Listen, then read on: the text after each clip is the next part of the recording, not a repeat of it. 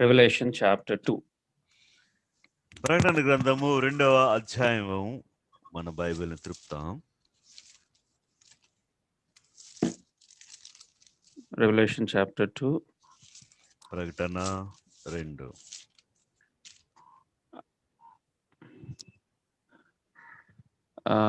From verses 1 to 5, we'll read it all together, please. 1 నుంచి 5 వచనాలు మనం అందరం కలిపి చదువుకుంటాం. Revelation chapter 2, verses 1 to 5, we'll read it together, please. ప్రకటన గ్రంథము 2వ అధ్యాయము 1 నుంచి 5 వచనాలు మనం అందరం కలిపి చదువుకుంటాం. ఎఫెసులో ఉన్న Unto the angel of the సంఘం church ఇలాగ of వ్రాయము. Ephesus, write 7 these నక్షత్రం things. తన కుడి చేత పట్టుకుని 7 దీపస్తంభం మధ్య సంచరించువాడు చెప్పు సంగతులేవనగా, నీ క్రియలను, నీ కష్టమును, నీ సహనమును నెరుగుదును. నీవు దుష్టులను సహింపలేవు అనియు, అపోస్తుల కాకే తాము అపోస్తులమని చెప్పుకున్న వారిని పరీక్షించి వారిని అబద్ధికులని నువ్వు కనుగొంటువనియు, నీవు సహనం కలిగి నా నామము నిమిత్తము భారము భరించి అలయలేదని నేను ఎరుగుదును. అయినను మొదట నీకుండిన ప్రేమను నువ్వు వదిలేవుతావని నేను నీ మీద తప్పు ఒకటి మోపవలసి ఉన్నది. నీవు ఏ స్థితిలో నుండి పడిదువో అది జ్ఞాపం చేసుకుని మారు మనసు పొంది ఆ మొదటి క్రియలను చేయము. అట్లు చేసి నువ్వు మారు మనసు పొందితేనే సరే, లేని ఎడల నేను నీ యొద్దకు వచ్చి నీ దీపస్తంభమును దాని చోట నుండి తీసివేతును. Let us pray. ప్రార్థన చేసుకుంటా. Our loving Heavenly Father, merciful Savior, we thank you, Lord, for thy faithfulness thus far in our lives. ప్రేమ కలిగిన, జాలి వాత్సల్యత కలిగిన మా ప్రేమ కలిగిన తండ్రి, ఇంతవరకు కూడా నీ యొక్క నమ్మకత్వాన్ని మా పక్షంగా మీరు చూపించిన విధానాన్ని బట్టి మీకు స్తుతులు, మీకు స్తోత్రాలు చెల్లిస్తుంటున్నాం. He who hath called us into the fellowship of his Son Jesus Christ is faithful. యేసుక్రీస్తు వారి యొక్క సహాసమునకు పిలిచిన వాడు నమ్మదగిన వాడు. Dear Lord, we are unfaithful. There is no hesitation. We are unfaithful. We are unworthy to be your children, to be called the children of the living God. జీవం కలిగిన దేవుని యొక్క కుమారులుగా, కుమార్తెలుగా పిలవటానికి మాలో ఏ యోగ్యత, ఏ యొక్క మంచి లేదు. ఈ మాట చెప్పడంలో మాకు ఎటువంటి అనుమానం కూడా లేదు. Dear Lord, but thou art faithful from the beginning. Thou art, Lord, faithful all the time. That's why we worship you. ప్రభా, అన్ని సమయాల్లో కూడా నువ్వు నమ్మదగిన దేవుడుగా నువ్వు ఉన్నందుకున్నాలు నీకు స్తోత్రాలు చెల్లిస్తుంటున్నా. Though we are unfaithful, yet thou abideth faithful. We worship you. ఓ ప్రభా, మేము అపనమ్మకస్తులం అయినప్పుడు కూడా మీరు మా పక్షంగా, మీరు నమ్మకస్తుడుగా ఉన్న విధానాన్ని బట్టి మీకు స్తోత్రాలు, నీకు వందనాలు. Dear Lord, in thy faithfulness thou hast sent thy beloved Son Jesus Christ as a propitiation for our sins, for my sins, Lord, so that we could be redeemed from the bondage of sin and we could be reconciled unto thee again. ప్రేమ కలిగిన తండ్రి, మీ యొక్క నమ్మకత్వంలో తండ్రి మా పాపం యొక్క ప్రాయశ్చిత్త నిమిత్తమై నీ కుమారుడు ప్రభువైన యేసుక్రీస్తు వారును ఈ లోకానికి మీరు పంపించి, తద్వారా మా పాపం నుంచి విడుదల పొందటానికి మీరు మా నిమిత్తమై మీరు చేస్తూ వచ్చిన ఇంత గొప్ప ఏర్పాటును బట్టి మీకు స్తుతులు, మీకు స్తోత్రాలు చెల్లిస్తుంటున్నాం. Dear Lord, I too have no hesitation to confess in the spirit of the prodigal son that I am not worthy to be called thy son because of what I am before I received you. ప్రభా, మిమ్మల్ని అంగీకరించక పూర్వము తప్పిపోయిన కుమారుని యొక్క ఆత్మతో కూడా ఆ వ్యక్తి ఏ విధమైన రీతిలో తను చెప్పగలుగుతూ వచ్చినాడు, నీ కుమారుడు అనిపించుకున్నటకు యోగ్యుడని కానంటున్నాడు. ప్రభా, మిమ్మల్ని అంగీకరించడానికి పూర్వము నేను కూడా అదే స్థితిలో ఉండి నేను కూడా ఈ మాటని చెప్పగలను. ప్రభా తండ్రి, మీరు తండ్రి నీ కుమారుడు అనిపించుకుడు ఏ యోగ్యత, ఏ మంచి కూడా నాలో లేకుండా ఉంది. Dear Lord, thou hast sought me, thou hast been with me, O Lord, and thou hast proved thy faithfulness all these years in my life too. నా I యొక్క worship you. నా జీవితంలో కూడా నువ్వు నన్ను తండ్రి వెతికి నన్ను రక్షించి నా జీవితంలో మీరు చూపించిన నీ యొక్క నమ్మకత్వాన్ని బట్టి మీకు స్థుతులు మీకు స్తోత్రాలు చెల్లిస్తుంటున్నాం. Dear Lord, we thank thee for keeping all of us in the land of living thus far. ఇంతవరకు కూడా మీరు సజీవులను భూమిలో మీరు మమ్మల్ని ఉంచిన విధానం బట్టి మీకు స్థుతులు మీకు స్తోత్రాలు. We thank thee for the Lord's day which thou hast granted in our lives. ప్రభు దినాన్ని మీరు మా జీవితాలు అనుగ్రహింప చేసిన విధానం బట్టి మీకు స్తోత్రాలు. Many people could not see this day, but Lord, but in thy faithfulness thou hast kept us still in the land of living to worship you and to serve you. ఈ దినాన్ని చాలా మంది చూడాలని ఆశపడ్డారు కానీ చూడలేకపోతే వచ్చారు. నీకు నమ్మకత్వాన్ని బట్టి నేను సేవించడానికి, నేను ప్రేమించడానికి, నేను ఆరాధించడానికి, నేను కీర్తించడానికి సజీవులైన భూమిలో మీరు మమ్మల్ని సజీవులుగా ఉంచిన విధానాన్ని బట్టి మీకు స్తోత్రాలు నీకు వందనాలు. Dear Lord, we thank thee, Lord, for thy faithfulness which thou hast revealed when thou hast sent thy beloved Son Jesus Christ onto the cross of Calvary to punish him on our behalf in Lord for our sins, so that we might be reconciled unto thee. ప్రేమ కలిగిన దేవా, నీక నమ్మకత్వాన్ని బట్టి ప్రభువైన యేసుక్రీస్తు వారిని ఈ లోకానికి Calvary శిలువలో తన ప్రశస్తమైన రక్తాన్ని చిందించడానికి తండ్రి అంత మాత్రం కదా కానీ నా పాప స్థితి నుంచి మా పాపం నుంచి విడిపించడానికి అంత మాత్రం కదా కానీ తండ్రితో ఏమైతే సమాధానపరచలేకుండా ఉంటూ వచ్చినామో తిరిగి సమాధానపరచడానికి, తిరిగి ఆయనతో మీరు మాకు ఇచ్చిన ఇక సౌభ్రాతృత్వం, ఇక శాంతి, ఈ సమాధానాన్ని బట్టి మీకు స్తోత్రాలను కొందాలు చెల్లిస్తుంటున్నాం.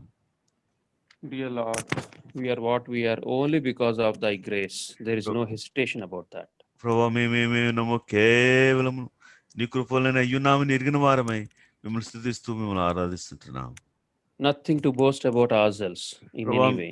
ప్రభా, మా జీవితాల్లో ఏ విషయంలో కూడా గర్వించడానికి కానీ అతిశయపడటానికి కానీ మా జీవితంలో ఏమీ లేదు ప్రభు.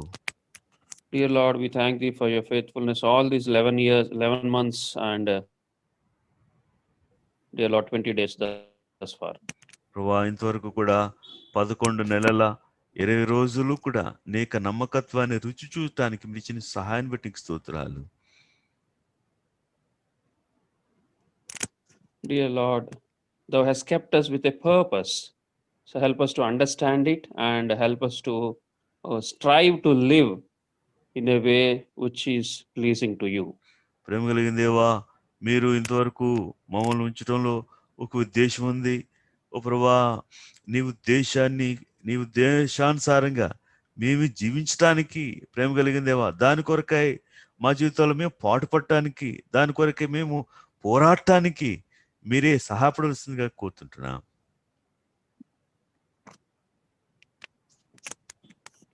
Lord, we thank thee for this time of exhortation. Prepare our hearts of our dear ones to receive thy word of exhortation.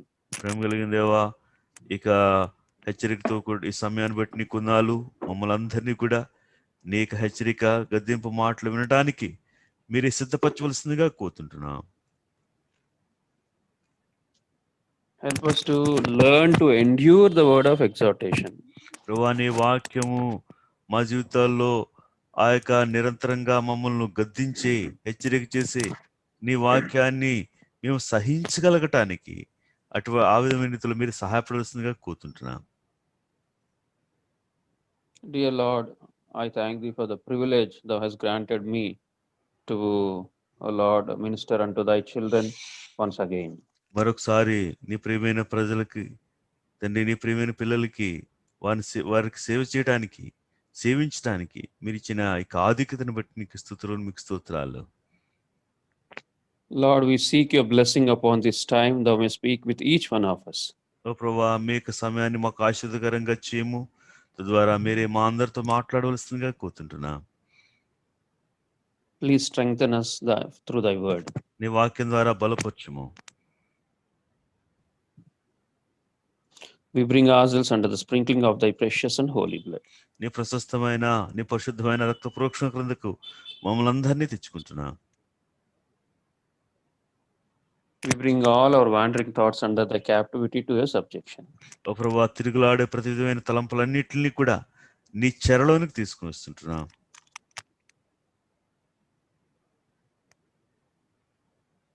Bless this time for us. We ask this prayer with thanksgiving in the name of our Lord and Savior Jesus Christ. మా సమయాన్ని ఆశీర్వదకరంగా దీవెనకరంగా చేయము.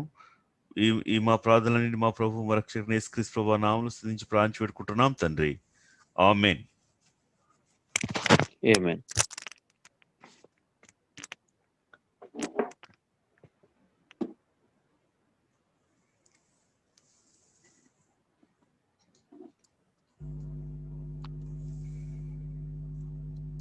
So, in Revelation chapter 2, we have seen first 5 verses. ప్రకటన గ్రంథము 2వ అధ్యాయములో 5 వచనాలే మనం చూస్తూ వచ్చినాం.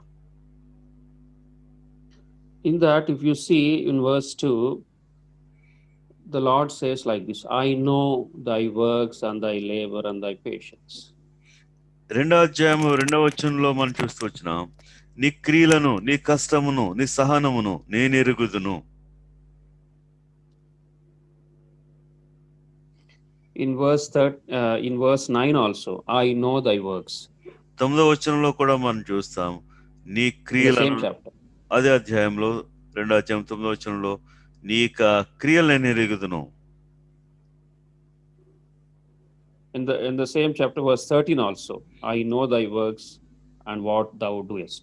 13వ వచనంలో కూడా నీ క్రియలను నేను ఎరుగుదును. అదే వచనాన్ని మనం చూస్తుంటున్నాం.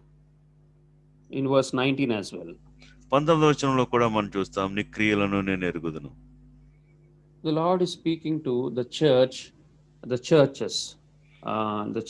to the church at Ephesians, Pergamos, Smyrna, Thyatira.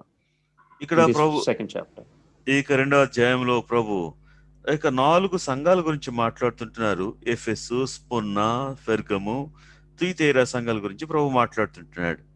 In the next chapter, the Lord speaks to the remaining 3 churches as well, to Sardis and Philadelphia and Laodicea. ప్రభు మిగతా 3 సంఘాల గురించి 3వ అధ్యాయంలో ప్రభు వారు ఆయన మాట్లాడుతుంటారు. సార్దీసు, అదే ఫిలడెల్ఫియా, లౌదికియా సంఘాల గురించి ప్రభు మాట్లాడుతుంటున్నాడు.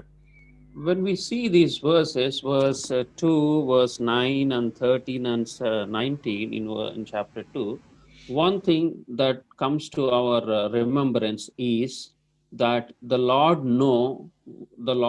knew what is happening with us, with each one of us. 2వ అధ్యాయంలో 2వ వచనంలో కానీ, 9వ వచనంలో కానీ, 13వ వచనంలో కానీ, 19వ వచనంలో కానీ, ఈ వచనాలు ఏమైతే మనం చదువుతూ వచ్చినామో ఈ వచనాల ద్వారా ప్రభు మనం ఎవరమో, ఏమేం చేస్తుంటామో మన గురించి ఆయన అంతా బాగా తెలిసిన వాడై ఉంటున్నాడు. Yeah, in verse 2 and in verse 19, it is written more elaborately that he says, I know thy works, thy charity, verse 19, thy service and faith and thy patience and thy works. See, it means these are the things which we do for the Lord when we started following him. ప్రభుని మనం వెంబడిస్తూ వచ్చినప్పుడు మన యొక్క జీవితాల్లో 2వ అధ్యాయము 2వ వచనంలో కానీ, 19వ వచనంలో కానీ ఎంత స్పష్టంగా లెక్కించబడుతూ వచ్చింది. మన ప్రభుని వెంబడించడం ప్రారంభిస్తూ వచ్చినప్పుడు ఈ క్రియలను మనం చేస్తుంటాం. నీ క్రియలను, నీ ప్రేమను, నీ విశ్వాసమును, నీ పరిచర్యను, సహనమును నేను ఎరుగుదును అంటున్నాడు. ప్రభుకి ఈ పనులన్నీ కూడా బాగా తెలిసిన వాడు అంటున్నాడు. It means the Lord is mindful of what we are doing for him, for his kingdom. ఆయన రాజ్యం కొరకై, ఆయన కొరకై మనం ఏం చేస్తూ ఉంటామో ప్రభు ఎరిగిన వాడు అంటున్నాడు. That's why he mentions the things that we do for his sake, for the sake of his church. ఆ కారణం బట్టి ప్రభు ఆయన కొరకై, ఆయన సంఘం కొరకై మనం ఏమేమి పనులు చేస్తుంటామో దాని గురించి ప్రభు మాట్లాడుతుంటున్నాడు.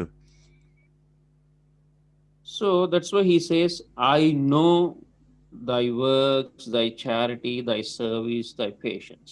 ఆ కారణం బట్టి ప్రభు అంటాడు, నీ క్రియలను, నీ ప్రేమను, నీ సహనమును, నీ యొక్క పరిచర్యను, నీకు విశ్వాసము నేను ఎరుగుదును అంటున్నాడు. So after that, if you see the Lord, Lord shows us what is not okay with Him, what is not okay to Him in our lives. ఆ తర్వాత ప్రభు మన యొక్క జీవితాల్లో ఆయనకి ఏది ఇష్టం కాదో ఆ విషయాల గురించి ప్రభు మాట్లాడుతుంటున్నాడు. If you see in verse chapter 2, verse, where is that? Verse 4. Chapter 2, verse 4. 2వ అధ్యాయం 4వ వచనంలో మనం చూస్తాం. Nevertheless, I have somewhat against thee. అయినప్పటికీ కూడా నేను నీ మీద తప్పు ఒకటి మోపవలసి ఉన్నది. Similarly, verse 14. But I have a few things against thee. 14వ వచనంలో కూడా మనం చూస్తాం, నేను నీ మీద కొన్ని తప్పుదములు మోపవలసి ఉన్నది. Verse 20. Notwithstanding, I have a few things against thee. 20వ వచనంలో మనం చూస్తాం, నీ మీద తప్పు ఒకటి నేను మోపవలసి ఉన్నది. Before pointing our mistakes or the things which are not pleasing to Him, the Lord has reminded what we are doing to Him. ప్రభువారు మన యొక్క జీవితాల్లో మన తప్పులు చూపించడానికి ముందుగా మనం ఏం చేసామో, మన పరిస్థితి ఏంటో ప్రభు దాని గురించి మాట్లాడుతుంటున్నాడు. He is mindful of those things which we are doing for Him. He is appreciating those things, but at the same time, He is also reminding us those things which are not pleasing to Him and which are not okay to Him. మనము ప్రభు కొరకు ఏమైతే చేస్తుంటామో ఆ మన క్రియలు కానీ, మన విశ్వాసం కానీ, మన సహనం కానీ, మన పరిచర్య కానీ, దీని అన్నిటినీ కూడా ప్రభు ఆయన గుర్తించిన వాడే. మన యొక్క పనులన్నిటిని కూడా ఆయన ఎంతో అభినందిస్తూనే ప్రభు అంటాడు, ఆ తర్వాత మన యొక్క జీవితం మనం ఎక్కడ ఆయనకి ఇష్టంగా లేకుండా ఉంటున్నామో, ఆయనకి ఇష్టపూర్వకంగా ఎక్కడైతే మనం తప్పిపోయిన ప్రజలుగా ఉంటున్నామో దాన్ని మన మధ్యలోనికి మన ముందుకి ప్రభు తీసుకొస్తుంటున్నాడు. We can call this as reviewing by the Lord, reviewing or review, like we call it as samiksha. The Lord is reviewing how we are doing. మనం ఏ విధంగా చేస్తున్నామో ప్రభు వీటన్నిటిని సమీక్షిస్తుంటున్నాడు. ఆయన చూస్తుంటున్నాడు మన యొక్క పనులు, మన యొక్క క్రియలు, మనం ఏ విధంగా జీవిస్తున్నాం అన్న విషయాన్ని అన్నింటిని కూడా ఆయన సమీక్షిస్తుంటున్నాడు. Usually the higher authorities will review the works that are being done by their by their teams. So they keep reviewing whether they are doing it as expected or not. సాధారణంగా ఏదైనా ఒక కంపెనీలో పనిచేస్తే, లేదైనా ఎక్కడైనా కనుక పనిచేస్తే ఉంటే అక్కడ పైనుండే అధికారులు మనం ఏ విధమైన రీతిలో పని చేస్తున్నామా లేదా, ఎట్టి విధంగా మనం చేస్తున్నాం, ఎప్పుడు కూడా ఈ మన పనులన్నిటిలో కూడా వారు సమీక్షిస్తూ ఉంటారు. So when somebody does this, we call it as review, but when we do it on our own, we call it as self-examination. ఎవరైనా మన పనిని గురించి మన పని కనుక వారు చూస్తుంటే కనుక దాన్ని సమీక్ష అంటారు. ఒకవేళ మన జీవితాల్లో మనమే కనుక మనం చూసుకుంటూ ఉంటే కనుక, మనం సమీక్షిస్తుంటే కనుక దాన్ని స్వపరీక్ష అంటారు. That's what we do when we come before the table every Sunday afternoon. ఈ మధ్యాహ్న కాల సమయంలో ప్రభు యొక్క బల దగ్గరికి వచ్చినప్పుడు మనం స్వయంగా పరీక్షించుకుంటూ ఉంటాం, దాన్ని స్వపరీక్ష అంటాం. But there is a problem. But there is one difference when others review us, our lives, and we do self-examination. There is one difference. మనల్ని ఇతరులు మనం సమీక్షించినప్పుడు కానీ, లేక మనం స్వపరీక్ష చేసుకో వచ్చినప్పుడు అక్కడ ఒక భేదాన్ని మనం కనుగొనగలము. When we were asked to self-examine, we don't get offended. ఎప్పుడైతే మన స్వపరీక్ష మనం చేసుకుంటూ వచ్చినప్పుడు మనం ఏమాత్రం కూడా అభ్యంతరపడం. When we are asked to self-examine, we don't get offended.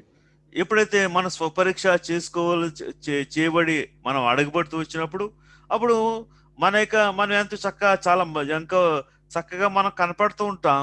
మనకి ఏ విషయంలో కూడా తప్పు కనపడదు. It's like the Lord reminds us to examine. So if we like it, we examine our lives. Otherwise, we leave it. ఒకవేళ ప్రభు మనల్ని స్వపరీక్ష చేసుకోమని చెప్పాడు. ఆ కారణం బట్టి మనకి ఇష్టమైతే స్వపరీక్ష చేసుకుంటాం. లేకపోతే గనక స్వపరీక్ష చేసుకోకుండా ఆ పరిస్థితుల్ని ఆ విధంగానే ఉంచుతాం. But when somebody reviews our work, we'll get offended. ఎప్పుడైతే ఇతరులు మన క్రియలను గనక సమీక్షిస్తూ వచ్చినప్పుడు అప్పుడు తప్పనిసరిగా మనం ఎంతగానో అభ్యంతర పడతాం. మనం నొచ్చుకుంటాం. We'll get offended easily if somebody points our mistake. ఎప్పుడైతే ఎవరో మన యొక్క తప్పులను చూపిస్తూ వచ్చినప్పుడు మనం ఎంతగానో నొచ్చుకుంటాం. But here, the Lord Himself is reviewing the churches or the people in those churches, saying, I have somewhat against thee. He is very specific in reviewing their cases. He is pointing each one of them where they have to be corrected. ఇక్కడ ప్రభువారు కొన్ని సంఘాలను తీసుకుంటూ వచ్చినారు.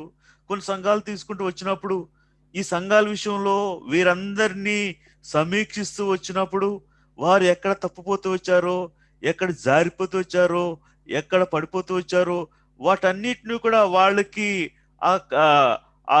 ఎంతో గుర్చి చూపిస్తూ పలానా విషయాలు మీరు తప్పుపోయారు అనే విషయాన్ని ప్రభు ఎంతో స్పష్టంగా అక్కడ చూపిస్తుంటున్నారు. See, friends, if somebody points our mistakes, we don't like it. Our nature doesn't allow it.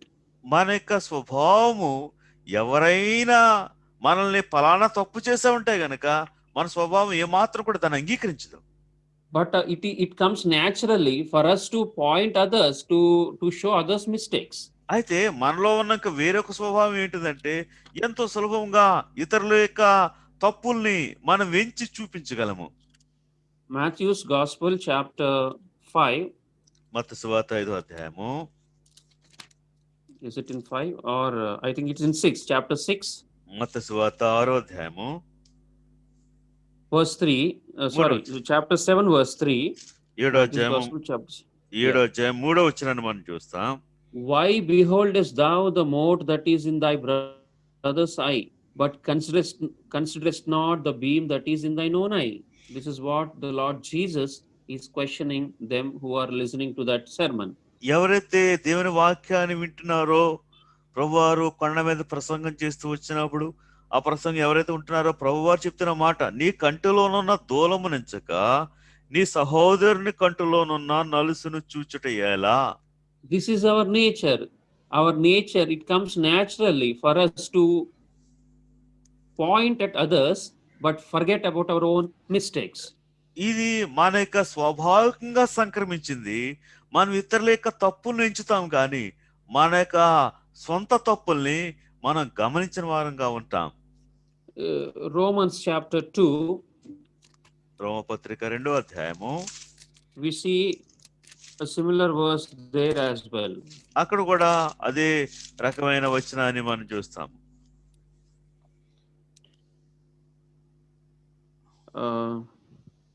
See here, verse 3. 3వ వచనాన్ని మనం చూస్తాం. Thinkest thou this, O man, that judgest them which do such things, and doest the same, that thou shalt escape the judgment of God? అట్టి కార్యములు చేయవారికి తీర్పు తీర్చుచు వాటినే చేయుచున్న మనుష్యుడా, నీవు దేవుని తీర్పు తప్పించుకుందామని అనుకుందువా? Verse 21. Thou therefore which teachest another, teachest thou not thyself? ఎదుటి వానికి బోధించి నీవు నీకు నీవే బోధించుకొనవా? This is our nature. We don't teach ourselves. We don't first practice, but we tend to point at others easily. మన యొక్క జీవితంలో ఇదంతా ఇది స్వాభావికంగా, ఇది మనకి స్వభావం ఏంటుంది, మనకు మనం బోధించుకోం కానీ ఇతరులకు బోధించడానికి, ఇతరుల యొక్క తప్పులు చూపించడానికి మనం ప్రయత్నం చేస్తుంటాం. But when somebody points at us, we get offended. ఎప్పుడైతే ఫోన్లే మనం ఇతరుల యొక్క తప్పుల్ని మనం చూపిస్తుంటాం, ఎప్పుడైతే మన యొక్క తప్పులు ఎవరైనా మనం చూపిస్తే ఆ తప్పుకి మనం ఎంతగానో నొచ్చుకుంటాం. But the word of God says, అది దేవుని వాక్యం సెలవిస్తుంటుంది, the Lord Jesus Christ himself is saying like this. ప్రభువైన యేసుక్రీస్తు వారే స్వయంగా ఆయన ఈ మాట చెప్తూ వచ్చారు. He that does not get offended because of me is blessed. In Matthew's Gospel chapter 11 verse 6. మత్తయి సువార్త 11వ అధ్యాయము 6వ వచనంలో ఆయన ఈ విధమైన రీతిలో ఆయన మాట్లాడుతుంటున్నారు. మరియు నా Blessed is విషయమే he- Yeah. Yes, sir. మ- Blessed మరియు is నా he whosoever shall not be offended in me. మరియు నా విషయమే అభ్యంతరపడిన వాడు ధన్యుడని ఉత్తరమిచ్చెను. We should not be offended when the Lord speaks to us. ప్రభు ఎప్పుడైతే మనతో మాట్లాడుతూ వచ్చినప్పుడు మనం ఏమాత్రం కూడా అభ్యంతరపడకూడదు, నొచ్చుకోకూడదు. Usually we look at a man who is sharing the word and we forget that it is the word of the Lord. సాధారణంగా మనం ఏం చేస్తుంటామంటే ఆ దినాన్ని ఎవరైతే వాక్యాన్ని బోధిస్తున్నారో ఆ బోధకుని విషయంలో మనం చూస్తుంటాం, అయితే బోధకుడు చెప్పే వాక్యాన్ని మనం మర్చేవారంగా ఉంటాం. In some cases it happens, కొన్నిసార్లు ఈ విధంగా జరుగుతూ ఉంటుంది. but see, we should remember that it is the word of God that will prick us. It is the word of God that will give us peace. దేవుని యొక్క వాక్యము చాలా సార్లు మనల్ని గుచ్చి మనకి జీవితంలో సమాధానం తీసుకుని వస్తుంటుంది. It is the word of God that will prick us, and it is the same word that will even give peace to us. ఏ దేవుని వాక్యమైతే మనల్ని గుర్చుతుందో అదే దేవుని వాక్యము మనకు సమాధానం తీసుకొచ్చేదిగా ఉంటున్నది. So it depends on how you receive the word. Yes sir. దేవుని వాక్యాన్ని మనము ఏ విధమైన రీతిలో స్వీకరిస్తామో దాని మీద ఆధారపడి ఉంటుంది. See, depending on how we receive the word, that power of the word will be reflected in our lives. దేవుని వాక్యాన్ని ఏ విధమైన రీతిలో స్వీకరిస్తామో దాని మీద ఆధారపడి అది మన యొక్క జీవితంలో మన జీవితంలో ఎంత శక్తివంతంగా పనిచేయడానికి అది మన జీవితంలో ఉంటున్నది. See, that women who had a issue of blood for 12 long years, she thought in her heart that if I can touch the hem of his garment, I would be healed. That was her faith, and she did it, and she was healed. 12 సంవత్సరాలుగా రక్తస్రావం కలిగిన ఆ స్త్రీ, ఆమె ఒక విశ్వాసాన్ని కలిగి ఉంది. ఏమిటా విశ్వాసం అంటే, ప్రభువైన యేసుక్రీస్తు ప్రభువారి యొక్క వస్త్రపు చెంగుని ముట్టుకున్నా నేను స్వస్థపడతాననే విశ్వాసం కలిగి ఉంది.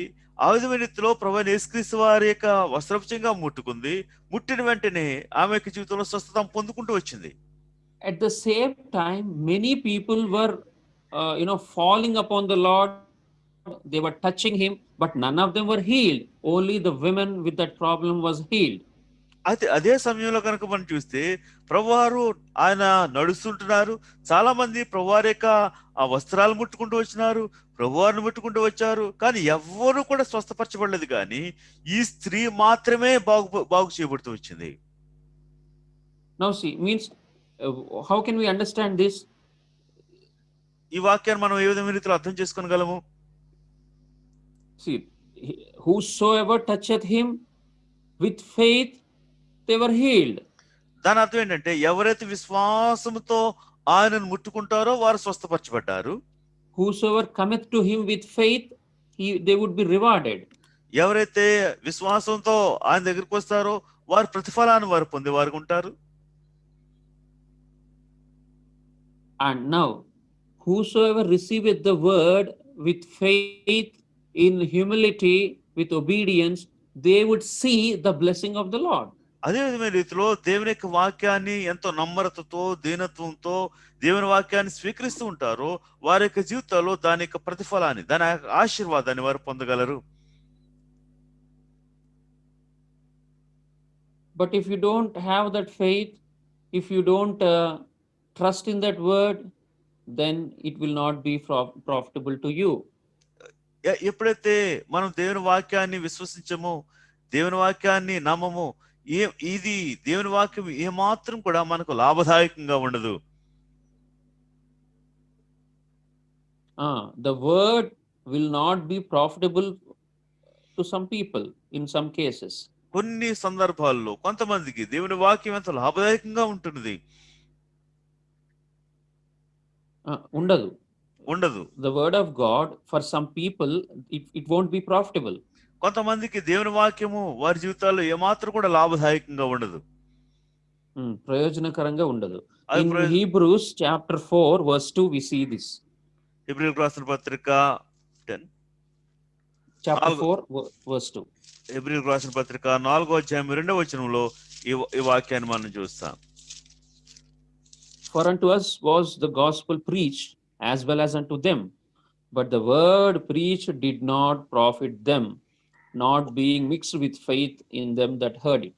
వారికి ప్రకటింపబడినట్లు మనకు సువార్త ప్రకటింపబడిన గాని వారు వినిన వారితో విశ్వాసం గల వారే కలిసి ఉండలేదు కనుక విన్న వాక్యము వారికి నిష్ప్రయోజనమాయెను. See, the word of God can be unprofitable for some people when they don't receive it with faith, when they don't trust that word. దేవుని వాక్యాన్ని ఎవరైతే వినరో, దేవుని వాక్యం మీద ఎవరైతే విశ్వాసం లేకుండానే దేవుని వాక్యం వింటూ ఉంటారో వారి యొక్క జీవితంలో దేవుని వాక్యం నిష్ప్రయోజనంగా ఉంటున్నది. So when the word of God is speaking to us, when the word of God is pricking us, we should not be offended, but we should receive it with humility. దేవుని వాక్యం ఎప్పుడైతే బోధించబడుతూ వచ్చినప్పుడు దేవుని వాక్యం ద్వారా ఏమాత్రం కూడా అభ్యంతరపడకుండా నొచ్చుకోకుండా ఆ వాక్యాన్ని మన హృదయంలో ఎంతో దీనత్వంతో విశ్వాసంతో ఆ వాక్యాన్ని మనం స్వీకరించాలి. So when the Lord said, I have something against thee, we should be prepared to receive it. We should be prepared to correct the matter in which the Lord's Spirit is pricking us. ఎప్పుడైతే దేవుని ఆత్మ మనతో మాట్లాడుతూ వచ్చినప్పుడు నీ జీవితంలో ఏదో కొదువుగా ఉంది, నువ్వు సరి చేసుకోవాలి అని చెప్పబడుతూ వచ్చినప్పుడు మన యొక్క జీవితాల్లో ఈ విధమైన రీతిలో ఆ వాక్యాన్ని స్వీకరించడానికి సిద్ధపరచబడిన వారమై ఆ వాక్యాన్ని ఎంతో దీనత్వంతో దాన్ని అంగీకరించి విశ్వాసంతో ఎక్కడైతే ప్రభు చెప్తూ వచ్చినాడు వాటన్నిటిని అంగీకరించి వదిలివేయవలసిన దాన్ని మనం వదిలివేయాలి. In verse 2, in chapter 2, Revelation, verse 4, when the Lord said, I have somewhat against thee, he says, thou hast left thy first love. ప్రభువారు మా ప్రకటన గ్రంథం 2వ అధ్యాయము 4వ వచనంలో ప్రభువారు ఒక నింద లేదా ఒక నేరము ఒక తప్పు మన విషయంలో ఆయన మోపుతుంటున్నాడు. అది నీ మొదటి ప్రేమను నువ్వు విడిచితివి. This is the first thing which the Lord is showing them to the people, to the church at Ephesians. ఎఫెసీలో ఉన్న ప్రజలకి ప్రభువారు చూపిస్తున్న మొట్టమొదటి తప్పు ఏంటున్నది, నీ మొదటి ప్రేమను వదిలితివి. This first love speaks about, in order to understand what is this first love, we can we have to turn to Mark's Gospel chapter 12 verses 29-30. ఏమిటి ఈ మొదటి ప్రేమ? ఈ మొదటి ప్రేమను అర్థం చేసుకోవడానికి మార్కు సువార్త 12వ అధ్యాయము verses 29 and 30. 29-30 వచనాలు మనం చూస్తాం. Let us read them. వాటిని మనం చూద్దాం. The first of all the commandments, and Jesus answered him, the first of all the commandments is, hear, O Israel, the Lord our God is one Lord, and thou shalt love the Lord thy God with all thy heart, with all thy soul, and with all thy mind, and with all thy strength. This is the first commandment. అందుకు యేసు, ప్రధానమైనది ఏదనగా ఓ ఇశ్రాయేలు వినుము, మన దేవుడైన ప్రభు, అద్వితీయ ప్రభు, నీవు నీ పూర్ణ హృదయంతోను, నీ పూర్ణ ఆత్మతోను, నీ పూర్ణ వివేకంతోను, నీ పూర్ణ బలంతోను నీ దేవుడైన ప్రభువును ప్రేమింపవలననిది ప్రధానమైన ఆజ్ఞ. The first love means obeying the first commandment of God, that is to love the Lord with all our heart, soul, strength and mind. మన ప్రభువుని ప్రేమించడం గురించి మాట్లాడుతుంటున్నాము. లేకపోతే మొదటి ఆ యొక్క ఆజ్ఞ గురించి మనం మాట్లాడుతున్నాము. ఆయన మొదటి ప్రేమను కోల్పోయాము అని చెప్పబడిన మాటను మనం వింటున్నాము. ఏమిటి ఈ మొదటి ప్రేమ? ఈ మొదటి ప్రేమ ఏంటంటే మన యొక్క జీవితంలో మొట్టమొదటి ఆజ్ఞ ప్రభు ఏమైతే ఆజ్ఞ ఇస్తూ వచ్చినారో, ప్రభుని ఏ విధమైన రీతిలో ప్రేమించాలని చెప్పబడిన ఆజ్ఞ ఉంటుందో దాన్ని తప్పిపోయిన దాని గురించి ప్రభు మాట్లాడుతుంటున్నాడు. If you don't love the Lord first, it means you have lost that first love for the Lord. మన యొక్క జీవితాల్లో ప్రభువుని మొట్టమొదటిగా ప్రేమించడం గనుక మనం తప్పిపోయిన వారంగా ఉంటే గనుక మన యొక్క జీవితాల్లో ప్రభువారు చెప్పే ఏమైతే ప్రేమ తప్పిపోయో మొదటి ప్రేమను తప్పిపోతూ వచ్చినా It means not loving the Lord first, not loving the Lord fully means we have lost that first love. మొత్తం పూర్తిగా లేదా మొదటిగా ఆయన మనం ప్రేమించట్లేదు అంటే అర్థం ఏంటంటే మన యొక్క జీవితంలో ఏమైతే మొదటి ప్రేమను ఆయన విషయంలో మనం కలిగి ఉన్నామో దాన్ని తప్పిపోయామని చెప్పబడుతుంటుంది. If the Lord is not in first place in our lives, it means we have lost the first love. మన యొక్క జీవితాల్లో మొట్టమొదటి స్థానం ప్రభు కనుక లేనట్లయితే మన యొక్క జీవితంలో మొదటి ప్రేమను మనం కోల్పోయాం. See, we can understand this from one example from the scriptures. ఒక లేఖన భాగాల నుంచి ఒక మాదిరి మనం చూస్తాం, ఒక ఉదాహరణ. See, the Lord loved Saul first before David, and he anointed him to be the king over Israel. సౌలుని ప్రభువారు ఎంత దావీదు కంటే ముందుగానే ప్రేమించి ఇశ్రాయేలు దేశానికి రాజుగా ఆయన ఉంచాడు. We can understand like this: the Lord gave Saul the first chance to become a king over Israel. దాన్ని ఈ విధంగా మనం అర్థం చేసుకోగలము. ప్రభువు సౌలుని ప్రేమించి ఆయనకు రాజుగా ఉండడానికి అవకాశం అనుగ్రహించినాడు. The Lord gave the chance first to Saul. మొట్టమొదటి అవకాశాన్ని సౌలుకే ఇచ్చాడు. But Saul lost his first love for the Lord. అయితే సౌలు ప్రభు విషయంలో ఉండవలసిన మొదటి ప్రేమను తను కోల్పోయాడు. We see in 1 Samuel chapter 15 verse 17. మొదటి సమూయేలు 15-17 వచనంలో మనం చూస్తాం. 1 Samuel chapter 15 verse 17. మొదటి సమూయేలు 15వ అధ్యాయము 17వ వచనంలో మనం చూస్తాం. And Samuel said, when thou was little in thine own sight, was thou not made the head of the tribes of Israel, and the Lord anointed thee king over Israel? అందుకు సమూయేలు, నీ దృష్టికి నువ్వు అల్పుడుగా ఉన్నప్పుడు ఇశ్రాయేలు గోత్రములకు శిరస్సు అయితివి, యెహోవా నిన్ను ఇశ్రాయేలు మీద రాజుగా అభిషేకించెను. When he was humble, see, when he was little in thine own sight means when he was humble before the Lord gave him the first opportunity to be the king over Israel. నీ దృష్టికి నువ్వు అల్పుడుగా ఉన్నప్పుడు అంటే దాని అర్థం ఏంటంటే ఎప్పుడైతే నీవు తగ్గించుకుని ప్రభు సన్నిధిలో ఎంత దీనత్వం కలిగి ఉంటూ వచ్చినప్పుడు ప్రభు నీ ఇశ్రాయేల్ అందరి మీద రాజుగా ఉండడానికి మొట్టమొదటిగా నీకు అవకాశాన్ని అనుగ్రహించినాడు. When the Lord anointed Saul first, there is no mention of King David. There is no the King David is not in the picture at all. When the Lord chose Saul first to make him a king over Israel. Israel ప్రజల పక్షంగా ఇశ్రాయేల్ దేశంలో ఆ సౌలుని రాజుగా అభిషేకించడానికి విషయంలో కనుక మనం చూస్తే ఆ సమయంలో దావీదు విషయంలో కానీ దావీదే ఆ సమయంలో ఏమాత్రం కనపడలేదు అక్కడ. David is not in the picture at all when the Lord has chosen Saul first. ఆ సౌలుని ప్రభు ముందు ఏర్పాటు చేసుకుంటూ వచ్చినప్పుడు రాజుగా ఉండేదానికి ఆ సమయంలో దావీదు కానీ దావీదు లాంటి అక్కడ ఉండే ఆ ఛాయలు అక్కడ కనబడలా. There is no picture of David. I mean, there is no mention of David when the Lord picked Saul. It means the Lord has first preferred Saul.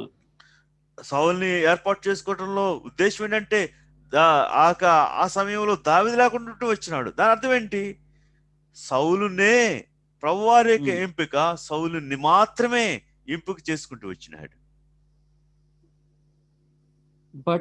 But Saul lost his first love for the Lord. అయితే సౌలు దేవుని విషయంలో ఉన్న మొదటి ప్రేమను తాను కోల్పోయాడు. See here in chapter 15, 1 Samuel, verse 19. Wherefore then didst thou not obey the voice of the Lord, but didst fly upon the spoil and didst evil in the sight of the Lord? ఆ కారణాన్ని బట్టి మొదటి సమయాలు 15:19 నీవు ఎందుచేత యెహోవా మాట వినక దోపుడు మీద ఎగబడి ఆయన దృష్టికి కీడు చేసిదివనెను. When we don't obey the Lord, when we don't obey the voice of the Lord, it means we are not loving him first. మనము దేవుని యొక్క ప్రభువారి యొక్క స్వరాన్ని విన్నట్లయితే, ఆయన స్వరానికి విధేయత చూపించినట్లయితే దాని అర్థం ఏంటంటే ఆయనకు ఏమాత్రం కూడా విధేయత చూపించటం లేదు. If we are not obeying the Lord, it means we are not loving the Lord in first place. There is no first place for the Lord in our lives, in such person's life. ఏ వ్యక్తి జీవితంలో అయితే దేవుని వాక్యానికి విధేయత చూపించడో ఆ వ్యక్తి జీవితంలో దేవుని విషయంలో ప్రేమను కలిగి ఉండలేడు, దేవుని విషయంలో మొదటి ప్రేమను తను కలిగి ఉండలేడు అని చెప్పవచ్చు.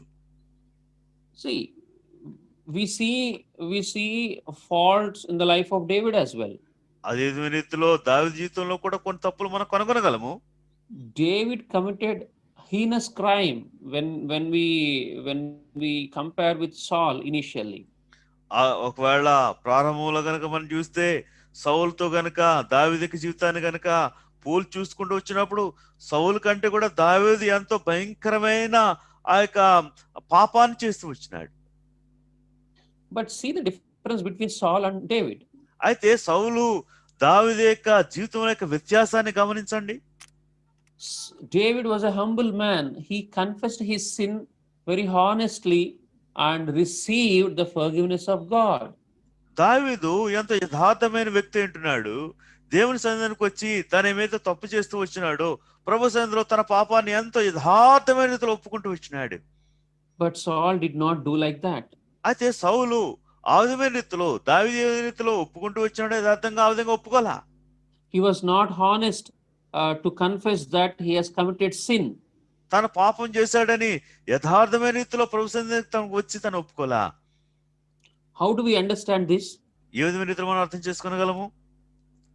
See, in verse 24 of 15th chapter, 1 Samuel, Saul said, I have sinned. మొదటి సమూయేలు గ్రంథం 15:24 కనుక చూస్తే నేను పాపం చేశానని చెప్తుంటున్నాడు. But after that, see the life of Saul. ఆ తర్వాత సౌలు యొక్క జీవితాన్ని కనుక మనం గమనించినప్పుడు he has not forsaken that sinning. He has not forsaken that sinful life. He was envy against David, and he was after David to kill him because of envy. It means he has not left his what is that, what we call, he was not a changed man. Though he said I have sinned, it was not a true repentance in the sight in the case of Saul. సౌలు తన యొక్క జీవితంలో నేను పాపం చేశానని చెప్తూ వచ్చినప్పుడు కూడా తన పాపపు ఒప్పుకోలు దగ్గరికి వచ్చినప్పుడు తన పాపపు ఒప్పుకోలు యథార్థమైన రీతిలో లేదు. అంటే ఆ యొక్క వ్యక్తి ఏ విధమైన రీతిలో సౌలు విషయంలో అసూయ కలుగుతూ ఉన్నాడు. అదే విధమైన రీతిలో దావీదు విషయంలో సౌలు అసూయ కలిగి ఉండటం మాత్రమే కాదు, కానీ సౌలును వెంటాడి ఏ విధమైన రీతిలో చంపాలనే తన కోరిక కలిగిన వాడే తన వెంట పరుగెడుతున్నాడు. దాని అర్థం ఏంటంటే పాపమును తాను ఏదో నామరూపంగా ఒప్పుకున్నాడు, కానీ యథార్థమైన రీతిలో పాపాన్ని విడిచిపెట్టలేదు. He has confessed, but he has not forsaken that sinning habit. తనకుండే పాపపు అలవాటును ఒప్పుకున్నాడు కానీ అతను నిరంతరము ఆ పాపాన్ని చేస్తూనే ఉంటున్నాడు. He has not forsaken, he has not left that. ఆ పాపాన్ని విడిచిపెట్టలా. ఆ పాపాన్ని ఆ విధంగా తను నిరంతరంగా చేస్తూనే ఉంటున్నాడు. See, Proverbs 28 verse 13, he who confesseth and forsaketh the sins would be receiving the mercy of the Lord. సామెతల గ్రంథం 28వ అధ్యాయము 11వ వచనం మనం చూస్తాం. పాపమును విడిచిపెట్టువాడు, ఒప్పుకొని విడిచిపెట్టువాడు కనికరమును పొందును. See, we confess many times, we say, sorry Lord, I have done this, but if you don't forsake it, if you don't stop doing it in future, it means our repentance is not true repentance. మన యొక్క జీవితాల్లో పాపాన్ని ఏదో నామకహా ఒప్పుకొని దాన్ని విడిచిపెట్టకుండా ఉంటున్నట్లయితే, ఆ పాపాన్ని కనుక మరలా తిరిగి చేసినట్లయితే, ఆ పాపాన్ని మనం దూరంగా పెట్టినట్లయితే దాని అర్థం ఏంటంటే మనం ఇంకా పాపంలో ఉన్నాం, ఆ పాపం ఆ విధంగా కొనసాగిస్తున్న వారంగా ఉంటున్నాం. See, that's what Revelation chapter 2, the Lord said, you have left the first love. So when we understand that we are not loving the Lord in the first place, if we are not giving that preeminence to the Lord, when we understand this, we need to repent very honestly and we have to be sorry about that. ప్రభువారు ప్రకటన గ్రంథం 2వ అధ్యాయం 2వ వచనంలో నీ మొదటి ప్రేమను విడిచిపెట్టితివి అని ప్రభు మన విషయంలో నేరము లేకపోతే తప్పు ఒకటి మోపుతూ ఉన్న సందర్భంలో ఏమిటి ఈ మొదటి ప్రేమ? మన జీవితంలో మొట్టమొదటి స్థానము ప్రభువారికి కనుక మనం ఇవ్వనట్లయితే, మన యొక్క జీవితాల్లో ఆయనకు మొత్తమే స్థానంలో కనుక లేనట్లయితే, మనం తిరిగి ప్రభు సన్నిధానికి వచ్చి మన యొక్క తప్పును ఒప్పుకొని తిరిగి ఆ యొక్క ప్రథమ స్థానాన్ని, మొట్టమొదటి స్థానాన్ని ప్రభుకి మనం ఇవ్వాలి. If we, in verse 5, Revelation chapter 2 verse 5, the Lord reminds them to repent and remember from where they have fallen and come from that place. Repent and the Lord is reminding them to remember from whence they are fallen and telling them to repent. 2వ అధ్యాయము 5వ వచనంలో ఆ కారణం అంటే ప్రభు అంటున్నాడు, నీవు ఏ స్థితిలో నుండి పడుతావో అది జ్ఞాపం చేసుకుని తిరిగి పడిన పరిస్థితిలో నుంచి నీవు ఒప్పుకొని ఆ సరిచేయబడిన వాడు తిరిగి రావాలని ప్రభు కోరుతుంటున్నాడు. And he says, repent and do those first works. నువ్వు మారుమనసు పొంది మొట్టమొదటి క్రియలను చేయము అంటున్నాడు. The things which we used to do when we were born again newly, for that zeal for the Lord, the zeal for his word, the zeal for the house of the Lord, service of the Lord, those are the first things which we had when we accepted the Lord. ప్రభువారిని మన యొక్క జీవితంలో సొంత రక్షణగా స్వీకరించినప్పుడు ప్రభు కొరకు ఏదో చేయాలని తపన, ఆయన కొరకు, ఆయన పని నిమిత్తమై, ఆయన మందిర నిమిత్తమై, ఆయన కొరకు ఆ చేయాలని తపన, కోరిక మన జీవితంలో ఉండేది. ఇప్పుడు అది పోయింది. తిరిగి ప్రభు అంటున్నాడు, ఏమైతే మొదటి నీ ప్రేమను నా విషయంలో నువ్వు కోల్పోతూ వచ్చినావో తిరిగి ఆ ప్రేమను నీ జీవితంలో కలిగి ఉండేదానికి తిరిగి నీ పాపమును ఒప్పుకొని సరి చేసుకుని ఆ మొదటి క్రియలను చేయమంటున్నాడు.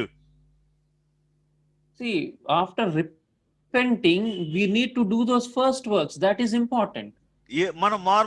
మన యొక్క జీవితాల్లో ఆ యొక్క విషయాలన్నింటినీ ఒప్పుకున్న తర్వాత ఆ మొదటి క్రియలను మన జీవితంలో చేయాలి. If we don't do, the Lord is warning us that I will come unto thee quickly and will remove thy candlestick from thee. అయితే మనకు ఆ మొదటి క్రియలు కనుక మనం చేయనట్లయితే ప్రభువారు మన జీవితంలో ఎంతో గంభీరమైన హెచ్చరిక ఇస్తున్నాడు. నేను నీ యొద్దకు వచ్చి నీ దీపస్తంభమును తొలగించేదను. See, in what is this? In the same chapter, second thoughts, in the same chapter, verse 14. ఇదే అధ్యాయము 14వ వచనంలో రెండో తలంపుగా మనం చూస్తాం. With the church, to the message to the church at to Pergamos, he says, I have a few things against thee. ఆ పెర్గములో ఉన్న సంఘాన్ని గురించి ప్రభు మాట్లాడుతున్నాడు, నేను నీ మీద కొన్ని తప్పుదములు మోపవలసి ఉన్నది. And he is explaining what is the thing which the Lord is not pleased with that church? ఆ సంఘంలో ఏ విషయంలో అయితే ప్రభు వారికి ఇష్టం కాదో ఆ విషయాలన్నిటి కూడా ప్రభు మాట్లాడుతుంటున్నాడు. That is the doctrine of Balaam. ఆ యొక్క బిలాము యొక్క బోధ గురించి మాట్లాడుతుంటున్నాడు. We all know the story of Balaam. మనందరికి ఇక బిలాము గురించి మనకు తెలుసు. What is the doctrine of Balaam? బిలాము యొక్క బోధ ఏంటి?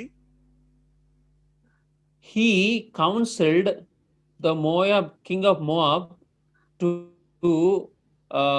to trap the children of Israel so that they'll commit sin.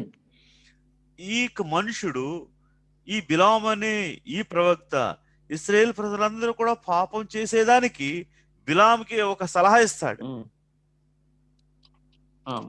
To King Moab, he gives counsel. మోయాబు రాజుకి ఇటువంటి సలహా ఈ సంప్రదింపులు ఈ వ్యక్తి ఇస్తూ ఉంటాడు. Numbers chapter 31 verse 16. సంఖ్యాకాండము 31వ అధ్యాయము 16వ వచనం మనం చూస్తాం. Numbers 31:16.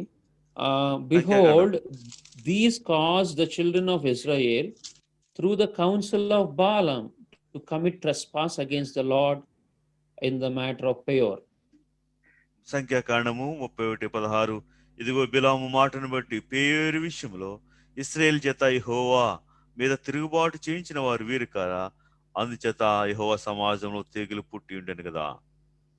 See, through the counsel of Balaam, the enemy has caused the God's people to commit sin. ఇక బిలాము ద్వారా శత్రువు ఒక వల పన్ని ఆ వలలో దేవుని ప్రజలు పడేటట్లుగా బిలాము అనే వ్యక్తి ఒక సలహా ఇస్తుంటాడు. It means he is counseling in such a way that he is causing the children of Israel to commit sin. He is misleading the children of Israel. ఈ మనుషుడు, ఈ బిలాము దేవుని ప్రజలను అనగా ఇశ్రాయేల్ ప్రజలందరూ కూడా పాపం చేసేదానికి ఒక సలహా ఇచ్చినట్టుగా లేదా ఒక మాట ఇచ్చినట్టుగా మనం చూస్తుంటున్నాం. It means, see how we understand like this, we are encouraging people to commit sin through our counsel, through our suggestions. దాని అర్థం ఏంటి? దాన్ని మన జీవితాల్లో మనం ఏ విధంగా అర్థం చేసుకోగలము? మనము వేరే ప్రజలను లేదా మనతో ఉండే ప్రజలను మనకు ఒక ఉచిత సలహా ఇస్తాం. వాళ్ళు ఏ విధమైన రీతిలో పాపం చేయగలరో ఆ పాపం చేయడానికి ఒక సలహాలు ఇచ్చే వారంగా మనం ఉంటున్నాం. It means we are causing the people of God to go away from the way of Lord through our counsel. This is the doctrine of Balaam. బిలాము యొక్క బోధ ఏంటంటే మనం ఇచ్చే సలహాను బట్టి ప్రజలందరూ కూడా దేవునికి దూరంగా ఉండేటట్లుగా మనం ఇచ్చే సలహాలు ఆ విధమైన రీతిలో దేవునికి దూరంగా చేసేటట్టుగా మన సలహాలు ఉంటున్నాయి. We are misleading, the doctrine of Balaam means misleading the people of God through some advice. మా దేవుని ప్రజలను తప్పు మాటల ద్వారా తప్పు విధానంలో నడిపించి దేవుని ప్రజల నుంచి దేవునికి దూరంగా చేసేదిగే బిలాము యొక్క బోధ. It can be as advice, it can be our works which mislead the people of God. So this has to be considered severely. This has been considered severely by the Lord, and it is sin in the sight of the Lord. ఈ విషయాన్ని కనుక దేవుని ప్రజలను మన క్రియల ద్వారా గాని లేక మన సలహాల ద్వారా గాని దేవుని ప్రజలను దూరంగా నడిపించేది ఏదైతే ఉంటున్నదో ఇది దేవుని దృష్టిలో ఎంత తీవ్రమైన రీతిలో ఆయన పరిగణిస్తుంటున్నాడు. ఆయన ఏమాత్రం కూడా ప్రభు ఏమాత్రం కూడా తట్టుకోలేని స్థితిలో అదెంతో ఈ విషయం ఎంతో చాలా తీవ్రమైన రీతిలో ఉంటున్నది. If we are responsible for sinning of the Lord's people, the Lord would consider it very severely and he will punish us severely. ఒకవేళ మన జీవితాల్లో దేవుని ప్రజలు పాపం చేయడానికి మనం కారణభూతులుగా ఉంటే దానికి కారకులు మనంగా ఉంటే ప్రభు మన విషయంలో దాని యొక్క శిక్ష లేతే ఆయన యొక్క ఉగ్రత, ఆయన యొక్క కోపము మన విషయంలో ఎంత తీవ్రమైన రీతిలో ఉంటున్నది. We all know what is the ending of Balaam. మనందరికీ తెలుసు బిలాము యొక్క ఆ యొక్క ఏ విధమైన రీతిలో తాను చివరిలో చనిపోయాడు అనే విషయం. He is a prophet of God, but see how his end was. బిలాము దేవుని యొక్క ప్రవక్త, అయితే తన యొక్క అంతం చూడండి ఎంత ఘోరమైన రీతిలో ముగిసిందో. Another example, if you see, after Solomon, the kingdom was rent into two parts, and the children of Israel were ruled by Jeroboam. మనము వేరొక ఉదాహరణ మనం చూడగలము. సొలొమోను రాజు అయిన తర్వాత, ఆ సొలొమోను అయిపోయిన తర్వాత ఇశ్రాయేలు రాజ్యము 2 విభాగాలుగా విభజించబడుతుంటుంది. దాంట్లో యెరోబాము అనే వ్యక్తి ఇశ్రాయేల్ ప్రజలలో ఏలుబడిలోనికి అతను వచ్చినాడు.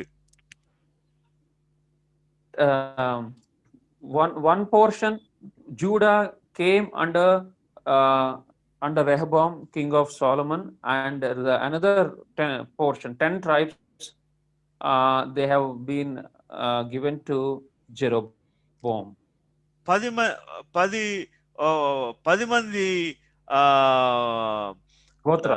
మంది గోత్రాలేమో యెరోబాముకి ఇశ్రాయేల్ వెళ్ళారు. 2 గోత్రాలు మాత్రము ఇక సొలొమోను కుమారుడైన రెహబాము దగ్గరికి అవి వచ్చాయి. Now see, and the Lord has chosen Jeroboam to rule over the 10 tribes. 10 మంది గోత్రాల్ని కూడా ఏలుబడి చేసేదానికి ప్రభు యెరోబాముని ఏర్పాటు చేశాడు. We see this in 1 Kings chapter, I think 1 Kings chapter 6. ఈ విషయాలన్నీ కూడా మొదటి రాజులు 6వ అధ్యాయంలో మనం చూస్తాం. Chapter 11, 1 Kings chapter 11. మనం ఆ యొక్క విషయాలన్నీ కూడా 11వ అధ్యాయంలో మనం చూస్తాం. Chapter 11 verse 31. 11వ అధ్యాయము 31వ వచనం మనం చూస్తాం. And he said to Jeroboam, means the prophet of God told to Jeroboam, take the 10 pieces, for thus said the Lord, the God of Israel, behold, I will rend the kingdom out of the hand of Solomon and will give 10 tribes to thee. But he shall have 1 tribe for my servant David's sake, and for Jerusalem's sake, the city which I have chosen out of all the tribes of Israel. మొదటి రాజులు 11వ అధ్యాయం 30 First Kings 30 31 32 33 వచనాలు చదువుతున్నాను.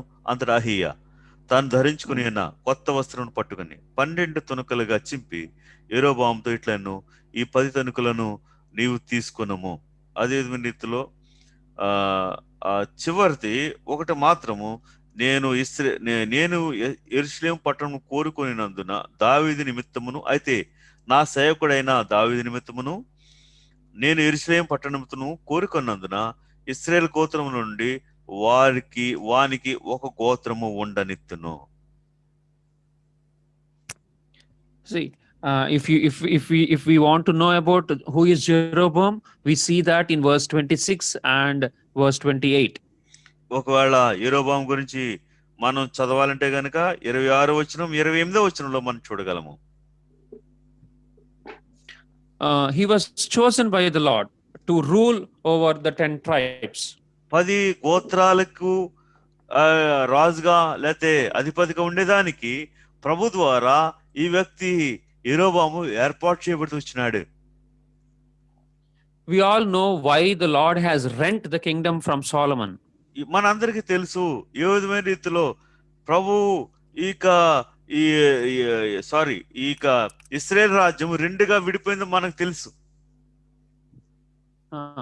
Due to Solomon's disobedience in the fag end of his life, the Lord was displeased with him, and he rent the kingdom from Solomon and gave 10 tribes to Jeroboam, but left only 1 tribe to his son Rehoboam. సొలొమోను ఆ యొక్క సొలొమోను తన యొక్క అంతములో, తన యొక్క చివరిలో తనకుండే అవిధేయతను బట్టి ఏ విధమైన రీతిలో అతని యొక్క రాజ్యము ఈ విధమైన రీతిలో ముక్కలుగా అయిపోయిందో, 10 గోత్రాల్ని ప్రభు వేరే వ్యక్తికి, ఒక గోత్రాన్ని ఏ విధమైన రీతిలో రెహబాముకి ఇచ్చాడో ఆ విషయాన్ని మనం చూస్తుంటున్నాం. See, in the same chapter, 1 Kings chapter 11, we see how Solomon did evil in the sight of the Lord in verse 6 and in verse 8. In verse 6, 4, 5, 6, 7, 8, we see how Solomon was unfaithful to the Lord. మనం మొదటి రాజులు 11వ అధ్యాయము 4, 5, 6 వచనాల్లో గనుక ఏ విధమైన రీతిలో సొలొమోను దేవునికి ఆ యొక్క అపనమ్మకస్తుడిగా ఉంటున్నాడో ఆ విషయాలను కూడా మనం చదవగలము. So now finally Jeroboam was chosen by the Lord and he became the king over the 10 tribes. అయితే చివరిగా కనుక మనం చూస్తే ఈ 10 గోత్రాలకి యెరోబాము ఏలుబడి చేసే వ్యక్తిగా లేకపోతే రాజుగా ఉండేదానికి దేవుని చేత ఏర్పాటు చేయబడుతూ వచ్చినాడు. And see, in chapter 11, 1 Kings chapter 11, verse 37, see how the Lord has given him the freedom to rule over Israel. ఏ రీతిలో ప్రభు 11వ అధ్యాయము మొదటి రాజుల గ్రంథం 11వ అధ్యాయం 37వ వచనంలో ఏ విధమైన రీతిలో ఆ యొక్క ప్రభు ఈ యెరోబాముకి ఇశ్రాయేల్ ప్రజల్ని ఏలుబడి చేసేదానికి స్వాతంత్ర్యాన్ని ఇచ్చాడో, తాను ఏ విధమైన రీతిలో చేసేదానికి అవకాశం ఇచ్చాడో ఈ విషయాన్ని మనం చూస్తుంటున్నాం. Verse 37. 37వ వచనాన్ని మనం చూస్తాం. I will take thee and thou shalt reign according to all that thy soul desireth and shall be king over Israel. నేను నిన్ను అంగీకరించినందున నీ కోరిక అంతటి చొప్పున నీవు ఏలుబడి చేయుచు ఇశ్రాయేలు వారి మీద రాజువై ఉందువు. And verse 38, but the condition the Lord told him is he should obey his commandments. అయితే ఇక్కడ ఒక షరతు ఇక్కడ ఇవ్వబడుతూ వచ్చింది. అదేంటంటే ఆయన ఆజ్ఞలన్నీ కూడా ఈ మనుషుడు వినాలి. And verse 38, and it shall be, if thou will hearken unto all that I command thee, and will walk in my ways, and do that is right in my sight, to keep my statutes and my commandments, as David my servant did, that I will be with thee and build thee a sure house, as I built for David, and will give Israel unto thee. నేను నీకు ఆజ్ఞాపించినదంతయు నువ్వు విని నా మార్గములను అనుసరించి నడుచుచు నా దృష్టికి అనుకూలమైన దాన్ని జరిగించుచు నా సేవకుడైన దావీదు చేసినట్టు నా కట్టడలను ఆజ్ఞలను గైకొని నేను నీకు తోడుగా ఉండి దావీదు కుటుంబమును శాశ్వతంగా నీకు స్థిరపరిచినట్లు నిన్ను స్థిరపరిచి ఇశ్రాయేలు వారిని నీకు అప్పగించెదను. So he also we see Jeroboam's life like the life of Saul. In the beginning it was very good. ఈ యెరోబాము యొక్క జీవితము సౌలు యొక్క జీవితము ఆరంభంలో ఏ విధంగా ఉందో అదే రీతిలో యెరోబాము యొక్క జీవితం కూడా ఆరంభంలోనూ అలాగే అంత మంచిగా ఉంది. The Lord has chosen him as a king over Israel, and he told in verse 37, you rule them in the way your soul desireth. I am giving you the total freedom, but the only condition that I'm putting before you is you have to obey my voice, you have to obey all that I command thee and walk in my ways. Then you can rule those 10 tribes as you want. This is what the Lord told Jeroboam. యెరోబాముకి ప్రభు తను రాజుగా ఉండేదానికి అవకాశాన్ని కల్పిస్తూ వచ్చాడు. అంత మాత్రం కాదు కానీ ఆ యొక్క రాజుగా ఉండేదాన్ని ఏర్పాటు చేసుకుంటూ వచ్చాడు. మొదటి రాజులో 11వ అధ్యాయము 37వ వచనంలో తాను ఏ విధమైన రీతిలో ఏలుబడి చేయాలో ఆ స్వాతంత్రాన్ని కూడా ఇచ్చాడు. అయితే కొన్ని షరతులు అక్కడ ఇవ్వబడుతూ వచ్చినాయి. ఆయన ఆజ్ఞల చొప్పున అతను నడవాలని, ఆయన మార్గాల్లో ఈ వ్యక్తి జీవించాలని, దాని ప్రకారంగా అంటిపెట్టుకుని ఉండాలని, అక్కడ తన ప్రభు ఆజ్ఞలన్నింటినీ తను ప్రేమించాలని ప్రభు కోరుతూ వచ్చాడు. ఆ విధంగా ఉండాలని ప్రభు ఆజ్ఞాపిస్తూ వచ్చినాడు. But see what Jeroboam did in chapter 12, 1 Kings. మొదటి రాజుల గ్రంథం 12వ అధ్యాయంలో ఇక యెరొబోము ఏం చేశాడో మనం చూస్తాం. verse 28. 28వ వచనం. Okay, from 27 if we read we'll understand. Please Anna, from 27 to 30 please read 27 to 30. 27 నుంచి 30 వరకు చూద్దాం, జాగ్రత్తగా గమనించండి. యెరొబోము తన హృదయమందు తలంచి ఆలోచన చేసి 2 బంగారపు దూడలు చేయించి జనులను పిలిచి, యెరూషలేమునకు పోవుట బహు కష్టము, ఇశ్రాయేలు వారలారా, ఐగుప్తు దేశం నుండి మిమ్మల్ని రప్పించిన మీ దేవుడు ఇవే అని చెప్పి ఒకటి బేతేలునందును ఒకటి దానునందును ఉంచెను. దాను వరకు ఈ రెంటిలో ఒక దాని జనులు పూజించడం వలన రాజు చేసిన కార్యము పాపమునకు కారణమాయెను. See verse 30. We all know, I believe we all know this. Jeroboam, due to some reason, the reason is mentioned in verse 27. Okay, Jeroboam built 2 altars for the idol worship. He made 2 golden calves, and he told the Israelites that, see, what did he tell? It is too much for you to go up to Jerusalem. Behold thy gods, O Israel, which brought thee out of the land of Egypt. He made Israel to commit sin. He made Israel to do idol worship because of some reason. ఈ మనుషుడు, ఈ యెరొబోము అనే మనుషుడు ఇశ్రాయేలు ప్రజలతో చెప్తున్నాడు, 2 బంగారు దూడల్ని తయారు చేసి పెడుతూ వచ్చినాడు. ఇప్పుడు అంటున్నాడు, మీరు యెరూషలేం పోవడం చాలా కష్టం, మీరు విగ్రహారాధనని ఈ వ్యక్తి ప్రోత్సహిస్తుంటున్నాడు.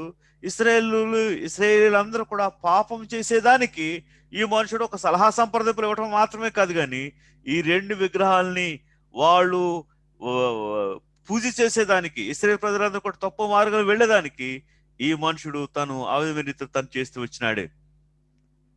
He made Israel to sin by asking Israelites to worship the idols. అంత మాత్రం కాదు, ఈ మనుషుడు బంగారు, ఇశ్రాయేలు ప్రజలందరూ కూడా ఈ బంగారు దూడల్ని పూజించేదానికి ఈ మనుషుడు ఎంతగానో వారి మీద ఒత్తిడి తీసుకొస్తుంటున్నాడు. వారు అవిధేయతలో పాపం చేసేదానికి ఈ మనుషుడు ఆలోచన చెప్తున్నాడు. దాని మీద అవిధేయతలో బంగారు దూడలను కూడా అతడు ప్రతిష్ఠిస్తూ వచ్చినాడు. See, and he said, these are the gods which brought thee out of the land of Egypt. అంత మాత్రం కాదు, కానీ మనుషుడు అంటున్నాడు, ఈ బంగారు దూడని రెండింటిని విగ్రహాలని లేపి అంటాడు, ఐగుప్తు నుంచి విడిపించిన, విమోచించిన దేవుడు వీడే, లేకపోతే ఈ విగ్రహాలని చెప్తుంటున్నాడు. And see, he misled the people. He was completely responsible for the Israelites committing sin, committing the idol worship. This was considered as very severely by the Lord. ఈ మనుషుడు ఇశ్రాయేలు ప్రజలందరూ కూడా తప్పు మార్గంలో ఉండేదానికి ఈ మనుషుడే దీనికి కారకుడైంటున్నాడు. వాళ్ళందరూ కూడా పాపం చేసేదానికి, వారు ఈ విధమైన విగ్రహ పూజ చేసేదానికి ఈ మనుషుడు దానికి కారకుడైంటున్నాడు. ఇది దేవుని యొక్క దృష్టిలో చాలా తీవ్రమైన రీతిలో, చాలా భయంకరమైన రీతిలో ఉంటూ వచ్చింది. If you read 1 Kings from chapter 11, see, after the 4th generation, the Lord said, till the 4th generation, the Lord blessed Jeroboam to be king over Israel. After that, his kingdom was, after that, the Lord did not give his seed a chance to rule over Israel after the 4th generation. 11వ అధ్యాయము, మొదటి రాజుల గ్రంథం 11వ అధ్యాయము 4వ తరం వరకు కూడా యెరొబోము ఏలుబడి చేయడానికి అవకాశం ఇచ్చాడు. కానీ యెరొబోము యొక్క సంతతికి ఇశ్రాయేలు ప్రజల మీద రాజుగా ఉండేదానికి ప్రభు ఏమాత్రం కూడా అవకాశం ఇవ్వకుండా త్రోసివేస్తూ వచ్చినాడు. See verse chapter 14 verse 9. 1 King chapter 14 verse 9. మొదటి రాజులు 14వ అధ్యాయం 9వ వచనాన్ని మనం చూస్తాం. But thou hast done evil above all that were before thee, for thou hast gone and made thee other gods and molten images to provoke me to anger, and hast cast me behind thy back. నీకంటే ముందుగా ఉండిన వారందరికంటే నువ్వు అధికంగా కీడు చేసి ఉన్నావు. నన్ను బొత్తిగా విసర్జించి ఇతర దేవతలను పోత విగ్రహములు పెట్టుకుని నాకు కోపం పుట్టించి ఉన్నావు. Verse 10. I will bring evil upon the house of Jeroboam, and will cut off from Jeroboam him that pisseth against the wall, and him that is shut up and left in Israel, and will take away the remnant of the house of Jeroboam, as a man taketh away dung, till it be all gone. కాబట్టి యెరొబోము సంతతి వారి మీదకి నేను కీడు రప్పించుచు ఇశ్రాయేలు వారిలో అల్పులు గాని గనులు గాని లేకుండా మగవారందరినీ యెరొబోము వశువులను నిర్మూలన చేసి పెంట అంతయు పోనట్లుగా ఒకడు అవతలకు దానిని ఊడ్చివేసినట్లు యెరొబోము సంతతిలో శేషించిన వారిని నేను ఊడ్చివేయుదును. Verse 16, see, verse 16. And he shall give Israel up because of the sins of Jeroboam, who did sin and who made Israel to sin. 16వ వచనం మనం చూస్తాం. మరియు తానే పాపం చేసి ఇశ్రాయేలు వారు పాపం చేయటకే కారకుడైన యెరొబోము పాపమును బట్టి ఆయన ఇశ్రాయేలు వారిని అప్పగింపబోచున్నాడు. This is the doctrine of Balaam. ఇది బిలాము యొక్క బోధ అయి ఉంటున్నది. He made others to sin by his action. తన యొక్క క్రియలను బట్టి ఇతరులు పాపం చేయటట్లుగా వ్యక్తి చేస్తూ కారకుడైనాడు. He made his, see, the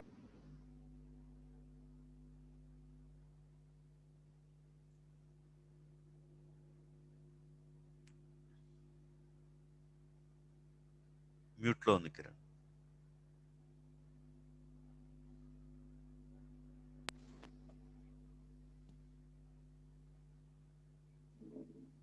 hello.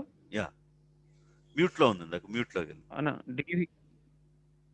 okay, yeah. So counsel of Balaam or doctrine of Balaam is misleading the people of God to commit sin. బిలాము యొక్క బోధ ఏంటంటే దేవుని యొక్క ప్రజలను తప్పు మార్గంలో నడిపించటం. Through advice or through our action. మనకు సలహాను బట్టి లేతే గనక మన క్రియల ద్వారా. See, we have seen the example of Jeroboam. He did sin and he made Israel to sin by asking them to worship those two golden cows. యెరొబోము యొక్క జీవితం యొక్క ఉదాహరణ మనం చూస్తూ వచ్చినాం. అతడు పాపం చేస్తూ వచ్చినాడు. ఇశ్రాయేలు అందరూ కూడా పాపం చేసేదానికి వ్యక్తి కారకుడిగా అయినాడు. Till that point of time, Israelites, they were not worshipping idols. అప్పటి వరకు కూడా ఇశ్రాయేలు ప్రజలు ఆ విగ్రహాలను వారు పూజించట్లేదు. But see, due to his selfish motive, the Jeroboam had selfish motive. That motive is explained very clearly in chapter 11. If you see, in chapter 12, verse 26, we read it, right? From 26, 27, 28. Because of his selfish motives, he made Israel to sin. This is wrong doctrine, wrong counsel. This was considered very severely by the Lord, and he wiped out the seed of Jeroboam later. If you read it, you understand. ఈ యెరొబోము యొక్క జీవితం గురించి 12, 13, 14 అధ్యాయాలు మొదటి రాజులు కనుక చదివితే మనకు అర్థమవుతుంటుంది. ఈ మనుషుడు యెరొబోము అనే మనుషుడు స్వార్థ పూరితమైన తలంపులు కలిగిన వాడై, స్వార్థపూరితమైన ఉద్దేశాలు కలిగిన వాడే, తన యొక్క ఉద్దేశము, తన స్వార్థపూరితమైన ఉద్దేశము మొదటి నుంచి మనకు అర్థమవుతుంటుంది. తన స్వార్థపూరితమైన ఉద్దేశాలు కలిగిన వాడే ఇశ్రాయేలు ప్రజలందరినీ కూడా తప్పు మార్గంలో నడిపిస్తూ వచ్చినాడు. వారందరూ కూడా పక్కకు పెడుతూ వచ్చినాడు. అది దేవుని యొక్క దృష్టిలో ఎంతో భయంకరమైనది, ఆయన తట్టుకోలేనిది. ఆ కారణాన్ని బట్టి ఇశ్రాయేలు ప్రజలందరూ ఈ యొక్క సంతతంతటిని కూడా యెరొబోము సంతతంతటిని కూడా ప్రభు ఊడ్చివేస్తూ వచ్చినాడు. So to the church, the Lord is reminding to the church in Revelation chapter 2 that there are certain people which follow the doctrine of Balaam. అయితే ప్రభువారు To the church at Pergamos. పెర్గములో ఉన్న సంఘంలో ప్రభు గుర్తు చేస్తున్నాడు, నీ యొక్క మందిరంలో లేదా నీ సంఘంలో కొంతమంది ఇటువంటి బిలాము యొక్క బోధనలు వెంబడిస్తుంటున్నారు. See, two things we have seen. రెండు విషయాలు మనం చూస్తూ వచ్చినాం. To the church at Ephesus, the Lord said, they have left their first love. ఎఫెసీలో ఉన్న సంఘానికి మొదటి ప్రేమను విడిచిపెట్టావు అనే విషయాన్ని చూచాం. And we have seen what is that first love, leaving the first love. అది మొట్టమొదటి ప్రేమను ఏ విధమైన రీతిలో వదలటం దాని గురించి కూడా మనం చూస్తూ వచ్చినాం. If we don't, we have seen the example of Saul. He has left the love for the Lord, first love for the Lord. He has not obeyed his commandments. That's why he was removed from the plan of God. మనము సౌలు యొక్క జీవితం యొక్క మాదిరిని కూడా మనం చూస్తూ వచ్చినాం. తన యొక్క మొదటి ప్రేమను ప్రభు విషయంలో ఏ విధమైన రీతిలో తను కోల్పోతూ వచ్చినాడు, దేవుని యొక్క ఆజ్ఞలను వెంబడించడంలో తాను తప్పిపోతూ వచ్చినాడు, ఆ విధంగా పాపం చేస్తూ వచ్చినాడు. ఆ విధమైన రీతిలో ప్రభు ఏ విధమైన రీతిలో రాజుగా, ఇశ్రాయేలు రాజుగా ఉండేదానికి ఏ విధమైన రీతిలో తీసివేశాడో ఆ విషయాన్ని కూడా మనం చూస్తూ వచ్చినాం. Second thought, in from verse second chapter 14, the doctrine of Balaam. There are people who follow the doctrine of Balaam. It means they mislead the people of God to commit sin. So the Lord has reminded from the life of King Jeroboam. రెండవదిగా బిలాము యొక్క బోధ గురించి మనం చూస్తూ వచ్చినాం. ఏ విధమైన రీతిలో దాంట్లో ఒక ఉదాహరణగా యెరోబాము యొక్క జీవితాన్ని మనం చూస్తూ వచ్చినాం. ఏ విధమైన రీతిలో దేవుని యొక్క ప్రజలు, ఇశ్రాయేలీలు పాపం చేయడానికి కారకుడైనాడో తన క్రియల ద్వారా, తన జీవితం ద్వారా, తన ప్రవర్తన ద్వారా ఆ వ్యక్తి యొక్క జీవితంలో ఏ విధమైన తీవ్రమైన హెచ్చరిక, తీవ్రమైన తన యొక్క జీవితంలో ఎంత గంభీరమైన పరిస్థితులు, తన యొక్క జీవితంలో భయంకరత్వం ఉందో మనం చూస్తూ వచ్చినాం. If there is something of this kind in our lives, in our heart, we have to repent and we have to confess it honestly before the Lord.